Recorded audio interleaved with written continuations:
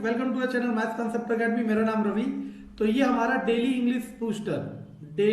English booster series चल रहा है, जिसमें हम डे 36 में आ गए हैं। डे 36 का मतलब अगर आप समझो एक दिन में 10 शब्द भी पढ़ते हैं तो 360 शब्द हो गए, और मैं 10 से तो ज्यादा ही कराता हूँ, ठीक है ना। तो 500 से 700 750 वर्ड्स तक मैं इस सीरीज में करा चुका हूँ। अभी भी समय, अगर आप किसी एग्जाम की तैयारी कर रहे हैं तो इसको फॉलो करें, बहुत फायदा होगा, ठीक है ना। चलो अगला आता है, सबसे पहला और ये सारे वोकैब प्रीवियस ईयर में आए हुए हैं, प्लस अगर किसी किताब से उठा रहा हूं कुछ तो वो भी किताब प्रीवियस ईयर की है, ठीक है ना। चलो तो सबसे पहला आता है कैप्रिसियस।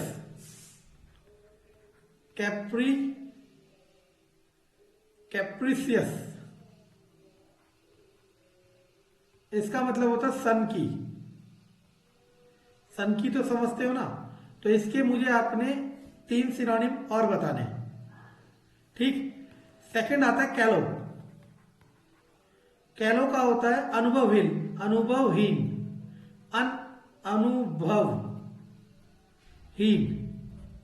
तो इसे आप ये भी कह सकते हो नौसिखिया, ठीक है ना। तो अनुभवहीन को हम नौसिखिया भी कह सकते हैं।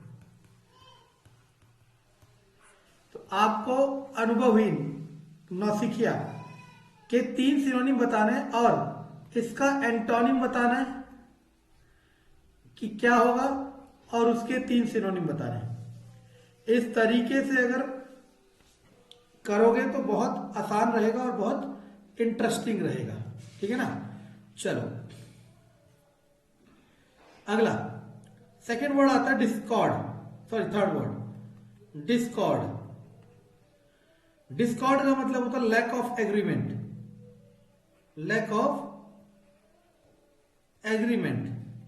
मतलब सहमति नहीं देना पूरी तरीके से, ठीक है ना। लैक ऑफ एग्रीमेंट, ठीक। Okay, next is draconian.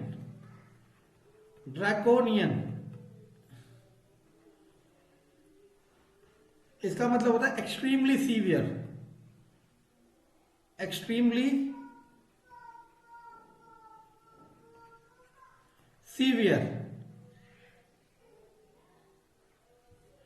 बहुत कठोर, ठीक है ना। एक्सट्रीमली सीवियर, बहुत कठोर। नेक्स्ट फिफ्थ वर्ड है हमारे पास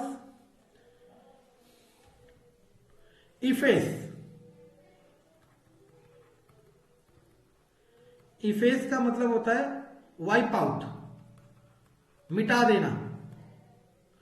इसके आपको मुझे 2 सिनोनिम और बताने हैं।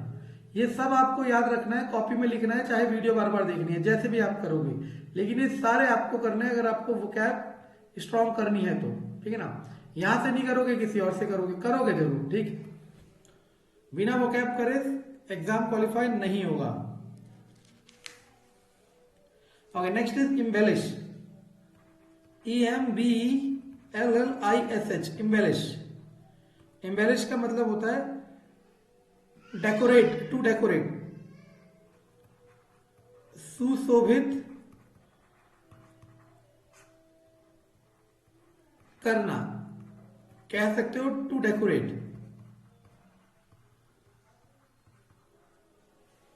ठीक। ओके, नेक्स्ट इज एस्कासिटी नहीं होता, ESCTASY। इसका मतलब होता है ब्लिस का मतलब तो पता होगा, अत्यंत खुशी।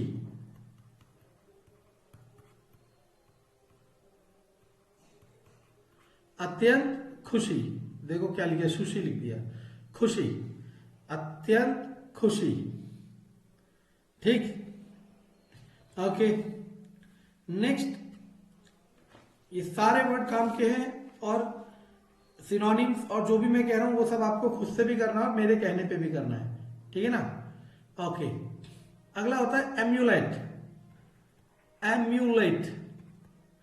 एमुलेट का मतलब होता है बराबरी करना, बराबरी करना, that means try to be equal, try to be equal, बराबरी करना।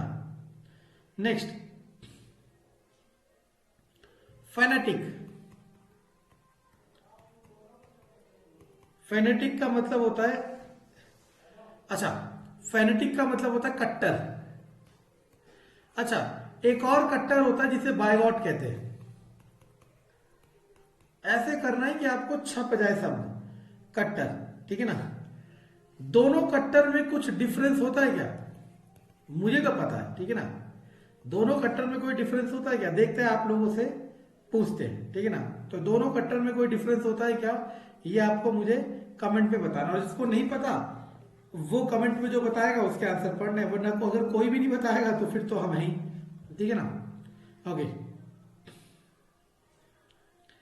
अगला होता है, ये वर्ड आपने सुना नहीं सुना, फेरी। वैसे जब तक हम दिल्ली में थे तब तक तो मुझे भी फेरी का मतलब नहीं पता था, ठीक है ना। ऐसा नहीं कि इतना बड़ा वर्ड है कि हम पता नहीं कर पाए, जाना ही नहीं कभी। लेकिन जब हम केरल गए वहां हमने फेरी बहुत, जैसे मानो मुझे तो देखो, पहली बात तो मुझे ज्योग्राफी और मैप वगैरह नहीं आता, ठीक है ना। मानो ये केरल का कोई हिस्सा है, तो क्या होता है, यहां से यहां आपको जाना है तो बाय रोड, और केरल में क्या है, हर जगह बैक वाटर है, ये बैक वाटर है, ठीक है ना। बैक वाटर मतलब पानी, तो इसके ऊपर ब्रिज होता होगा कहीं से ऐसे करके। तो मान लो इसमें हमारे लगते थे 200 रुपये, ठीक है ना, कैब वगैरह में जाके, और समय लगता था 2 घंटे या 1 घंटा, जितना भी मान लो, ठीक है ना। तो फेरी यहां से यहां पता है कितने में, फेरी मतलब जो पानी में चलती है, ठीक है ना, बड़ी बोट सी होती है, इसमें बाइक में ले जा सकते हो आप, बैठ के भी जा सकते हो, ठीक है ना।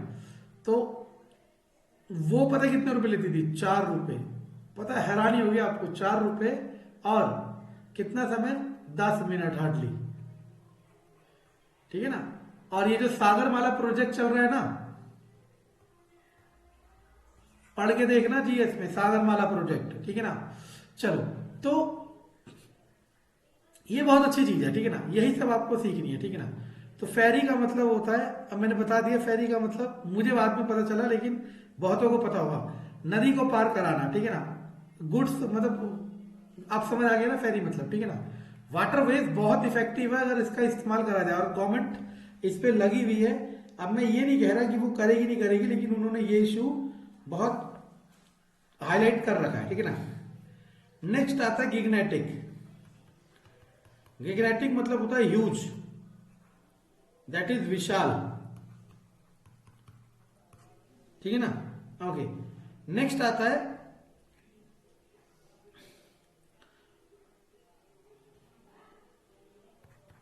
FALTER, filter. इसका मतलब होता है हिचकिचाना, हिचकिचाना मतलब हेजिटेट, समझे ना, हेजिटेट करना मतलब कोई चीज बोलने से या फिर किसी चीज से झिपना, हम तो झिपना कहते थे, ठीक है ना। नेक्स्ट होता है फ्लेयर, इसका मतलब होता है भड़कना, भड़कना, ठीक है ना। अब मैं इसे ऐसे भी कह सकता हूं, उग्र होना, उग्र होना, लड़ाई के लिए बिल्कुल तैयार होना, ठीक है ना। इसके आपको मुझे 3 सिनोनिम बताने हैं, इसके आपको मुझे 3 सिनोनिम बताने हैं, ठीक है। चलो, अब आते हैं अपने INP वाले सीरीज पे, ठीक, ओके। चलो, तो INP वाली सीरीज पे आते हैं और INP करते हैं, इडियम एंड फ्रेजेस, ठीक है। Number 1, above board, above board, तो इसका मतलब होता है ईमानदार और निश्चल, मतलब ऑनेस्ट, ठीक है ना। जैसे बहुत सारे लोगों से आप पूछ रहे हो और आपको एक आदमी पे पूरा यकीन है कि ये रोहन हमेशा सही आंसर देगा, झूठ नहीं बोलेगा, तो रोहन को आप कहोगे he is above board. Okay ना। Next is an old flame, ये तो याद हो ही जाएगा आपको, पुराना प्यार, पुराना प्यार, इसे तो एक ही बार पढ़ना है और जिंदगी भर के लिए याद है वो, ठीक है। अगला आता है at loggerheads, at loggerheads, heads, ठीक है ना। देखो एक चीज भी याद रखना कि ये सिंगुलर प्लूरल और ये आर्टिकल वगैरह एज इट इज रखते हैं इसमें, ठीक है। आप अपने हिसाब से कोशिश मत करना। इसे कहते हैं to be at strife, to be at strife. अब स्ट्राइफ एक नया वर्ड हो गया, इसका मतलब होता है शत्रुता की अवस्था।